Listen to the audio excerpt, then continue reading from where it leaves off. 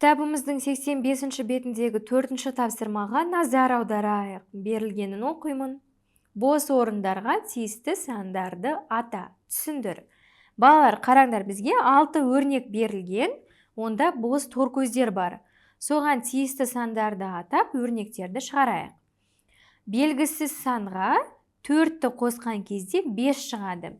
Балалар, мінеке 5, мінеке 4. 4-ке қандай санды қоссақ, мына 5-іміз шығады. 4-ке 1-ді қосатын болсақ, 5-ке тең.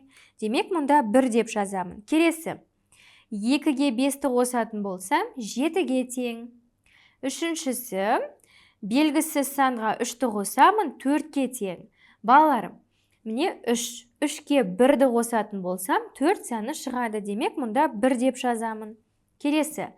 Балалар, қандай санға 4-ті қоссақ 9 шығады. Оны анықтау үшін 9-дан 4-ті азайтсақ та болады. Сонда 5-ке тең. Келесі, 6-ға 4-ті қосамын, 10-ға тең. 1-ге 5-ті қосамын, 6-ға тең.